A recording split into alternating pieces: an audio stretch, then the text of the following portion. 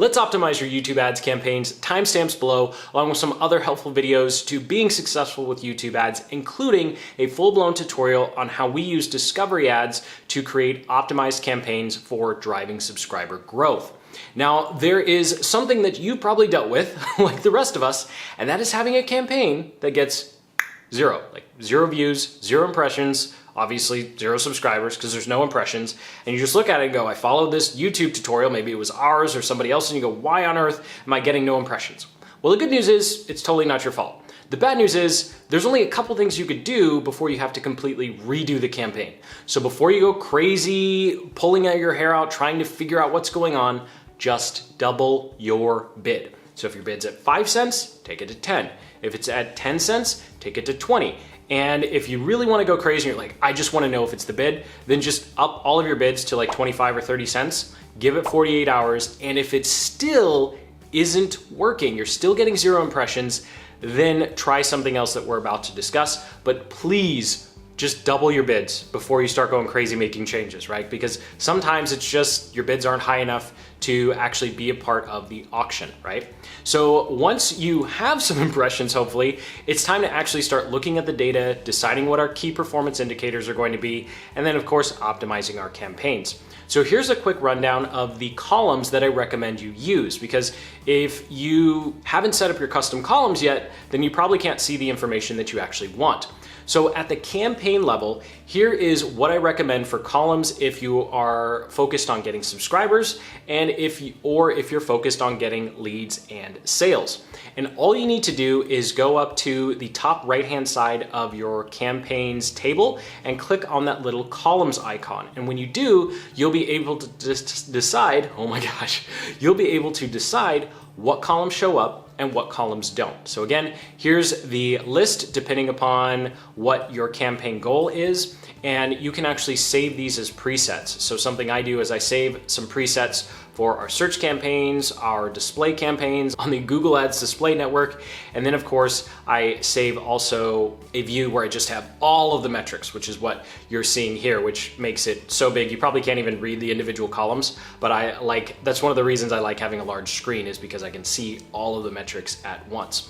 And then once you get into the ad group level, here are the columns that you're going to want to use. Again, you can timestamps below, you can always come back to these. And what's great is you can actually add the earn subscribers column so you can actually see approximately how many subscribers you get. Now, until a campaign or ad group gets 100 subscribers, it's going to give you a range. There's nothing wrong with your account. Way back in late 2017, early 2018, Google decided that we weren't going to be able to see exact subscriber counts anymore until something was over 100. So when you see a range in that column, it's totally okay. It's still working. You just have to wait till you get 100 before they actually tell you the exact number, which is incredibly frustrating, but that's just something we have to deal with. So now that you have your columns, maybe you've had to double your bids, let's go ahead and dive into one of the first things that you want to optimize, and that's going to be your call to action inside of your campaigns. Because whatever you want to do with your video ads, you want to make sure that all of your ad groups and your ads have one goal. I always do this, have one goal, but I'm holding up 2 fingers, right? So one goal. So if you're trying to get people to join your email list, have all of those ads in one campaign. If you're trying to make sales, have all those ads in another campaign. If you're trying to grow subscribers, have all those ads in one campaign, right? So you never want to have an ad group that's trying to get you subscribers next to an ad group that is trying to generate some sales or drive traffic to your website. So that is the very first thing you can do to optimize all of your campaigns, is make sure that everything is segmented. And you're gonna see this as a theme where we are just segmenting the heck out of everything, so it's really easy to read our data. Now, speaking of data, when it comes to beginning to optimize your campaigns, we need to make sure that we are at statistical significance. So if you don't have 1,000 impressions on a campaign, don't touch it. If you don't have at least 100 views on an ad group, don't touch it. So that's a general rule of thumb, because the last thing you want to do is go into your campaign, you're freaking out, right? You're spending all this money and you go, oh, I have 50 views here and this one has 30 views, so maybe this 50 view one is going to do better. But for all you know, all of your subscribers are going to come in the next 50 views that you would have gotten if you just waited until you at least got 100 views or 1,000 impressions. So statistical significance is very important here. Obviously, if you have a bigger budget, you want to wait till you have 1,000 views on something. Sure, go for it. Most of us don't have that kind of money to burn though, so we're going to wait until 1,000 impressions or at least 100 views before we start making optimizations.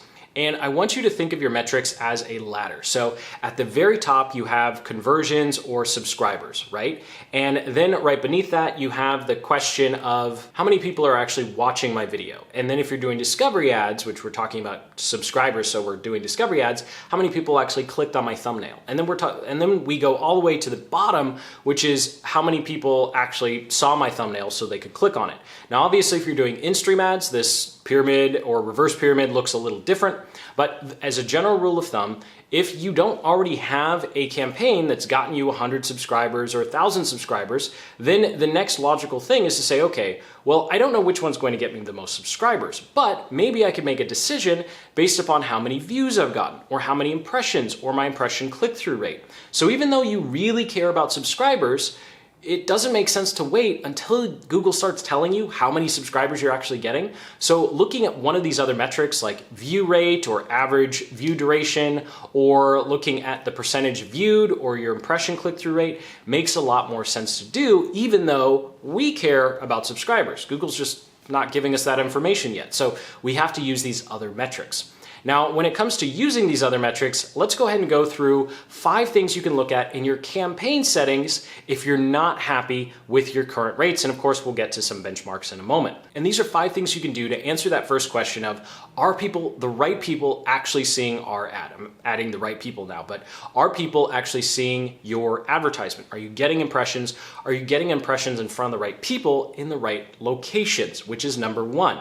So the first thing you want to do to optimize your campaign once you've gone through everything else and you're statistically significant is to go into the campaign that you're looking at and then go to locations and look at the individual locations that are showing up. Now this example, everything's 0, right? But let's just say, for instance, the United States had 100 views and then Australia and one of the other countries had 3, right? Well, it would be obvious that we aren't getting our ads in front of the people in the other countries because the United States seems to be sucking up all the budget. So an optimization here would be to just copy the campaign, exact same settings, and then with the new campaign, turn off United States so that the other 2 countries have a chance to run. Remember that you set the budget at the campaign level. So that means your ad groups, your ads, your locations, your placements, everything under the sun is competing for the same budget. And so you're going to have ads that suck up budget. You're going to have targeting that sucks up budget. In this particular instance, you will find that if you have multiple countries, one country is going to suck up more of the budget and the other countries aren't going to get any. So what you have to do is separate them. So you tell Google, okay, campaign 1 is the United States. Campaign 2 is everything else that didn't work when it was inside the same campaign as the United States. So that's number 1. Optimization number 2 in your campaign settings is making sure you have one audience per ad group. This could be a video rant in and of itself. Long story short, if you have more than one keyword, if you have more than one channel, you have more than one audience inside of an individual ad group, you're not going to know which one of those is performing the best, because some of the metrics, specifically how many subscribers something got, only shows up at the ad group level. So let's say you have your ad group and you have 3 audiences underneath. Well, the problem is all the metrics are at the ad group level. So you don't actually know which specific audience targeting is getting you the best results because everything's been summarized and aggregated at this ad group level. Whereas if you split them out, so you have one ad group, one audience, one ad group, one audience, one ad group, one audience, all of a sudden, even though everything is only reported at the ad group level, it doesn't matter because it has to be the one thing that is in there. Now, if that sounds like a lot of work and super OCD, yeah, it totally is. It's super, super annoying, and it makes running YouTube ads incredibly long and arduous at times. However, that's one of the ways that you're going to be able to make sure that you know the exact targeting that is actually contributing to getting more leads, getting more subscribers, and of course, customers. Now, number 3 is going to be a real quick one here. if you are running an in-stream ad, I know we're talking about growing channels, but real quick, if for whatever reason you're running an in-stream ad trying to grow your YouTube channel, I recommend in-stream ads for lead generation, driving traffic off YouTube for sure. But if you are using an in-stream ad, don't use channels as targeting. 9.9 out of the 10 campaigns we run for ourselves and clients never get any impressions ever. It doesn't matter how much you raise that bid, the targeting combination just doesn't seem to work anymore. And the last time I had a successful campaign that did that was like late 2019. And that was one client account out of many. It's ridiculous. So if you are running an in-stream ad and you have channel targeting and you're getting no impressions, it's not you. For whatever reason, that combination doesn't seem to be working anymore. Hopefully they bring it back. Now, optimization number 4 here for your campaign settings is going to be looking at your targeting itself. So if you're targeting individual videos, and you're getting low impressions, just stop, because it's probably not going to work. Number 2, if you're targeting channels and you're still getting low to 0 impressions, it just means the channels that are being targeted are too small. So you're going to have to look for channels that have 500,000 subscribers or more. Now, even if you have 3 or 4 channels, they all have like 250, 300,000 subs, and you're sitting there wondering, they get plenty of views. They get thousands of views a month. Why can't I get my ads in front of them? And you really, really want those channels for some reason, then just like triple or quadruple your bids and you will probably start to get impressions. You will be very unhappy with how much those views cost, but at least you'll get the channels that you want. And this is because the more focused and narrow you're targeting, the more you have to pay. And you don't really know how narrow or wide your targeting is until you start running ads and you don't get any impressions, and then all of a sudden you set your bid at $1 per view and you start getting 76 or 80 cent views on this one specific channel, and you're like, I don't know why that channel's so expensive, but that's how much it costs to advertise on that channel. And so what I recommend is looking for larger groups of audiences, because the law of averages is going to work in your favor when growing a YouTube channel if you wind up targeting a broader audience that has more people that might not find value in your content, but it keeps your costs low. And so unlike when you're running things trying to drive traffic to a landing page or sales message where you're trying to be very specific and like, I want this customer right there. Well, that's not going to work very well with subscribers. You definitely need to cast a wide net because you need that law of averages to bring down your cost per view. Getting your cost per view as low as possible is the key to success when running campaigns for driving subscriber growth. Now, number 5 here for your campaign settings is going to be another quick one, and you probably haven't fallen into this trap, but use cost per view for your bidding. Don't use CPM, don't use CPA, just use cost per view. Keep it real simple and straightforward. I pay this much per view, and then you can go ahead and try and optimize your metrics from there. Definitely don't use CPA, don't use CPM when you're just getting started. If that makes no sense, awesome, then just ignore it and keep using cost per view as your bidding strategy. Now, when it comes to your audience targeting and evaluating what ad groups are working and what ad groups aren't, what you're going to want to do is look at your view rates and then look at the budget allocations. So let's say we have a campaign, it has a couple of ad groups in it, but one ad group for some reason has cost us $20 while all the other ones have only cost $4 to $5. Well, what you'd want to do is pause that ad group and make a completely new campaign for that ad group and whatever targeting's in there, and then set the budget manually for that new campaign. The reason you want to do this is because if you don't, that ad group will keep sucking up all of the budget and you're never going to find out whether those other ad groups and that other targeting would actually be successful. And again, when it comes to looking at your different ad groups, assuming you're following the advice of one targeting per ad group, then all you need to do is look at the view rates. You're going to have an ad group that has an awesome view rate. Use that as your personal benchmark and try to get your other ad groups to that level. And the best way to get them to that level is to split test your thumbnails. Now, unfortunately, you can't actually split test your thumbnails inside of Google Ads. So what you have to do is you have to upload 2 videos. Do this unlisted, please. Unlisted, so YouTube doesn't slap you with something. So you need to upload 2 of the same videos as unlisted and then manually change out the thumbnails to see which one does better. It's really a pain. It's such a pain, but that is the best way to test your view rates. And then finally, or second to last here, with your ads themselves, the message craft. If you get to that next question, if we get to the second to last question in our pyramid, which is, are people taking action, or the last question, are people taking action once they've watched our video ad? Well, if you're not getting a lot of subscribers, you're not getting a lot of earned views, then it's the video or the content of the video that has to change. And sometimes you're gonna have to try and be a little spammy. Every 30 to 90 seconds, having some sort of call to action to hit that subscribe button or click a link in the description or check out the cards. And you wouldn't do this in a normal YouTube video, right? Because no normal person would wanna subscribe to a channel that does that all the time.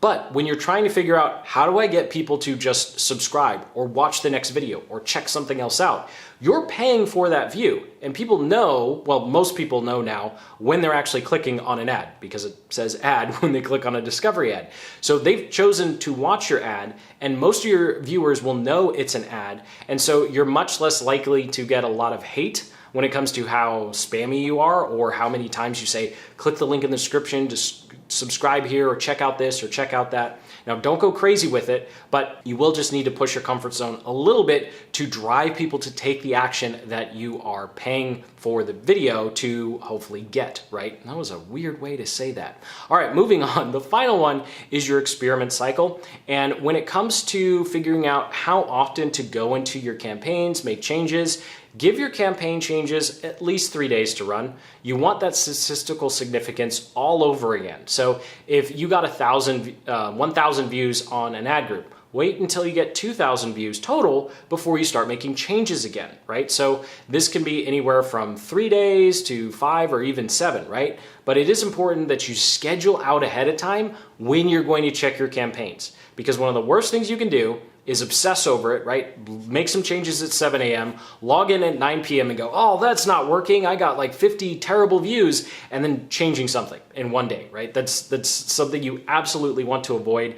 And it's really hard not to obsess over it, because you're giving Google a lot of money, right? So you definitely want to make sure that it's working, but you don't want to overcorrect. So thank you so much for watching. Sincerely hope you got some value out of this video. Most importantly, you have some ideas on what to do to optimize some of your campaigns and move forward with correcting them. So go ahead, hit that like button, subscribe for more deep dive marketing and advertising videos just like this one. And until the next, keep building the business you love.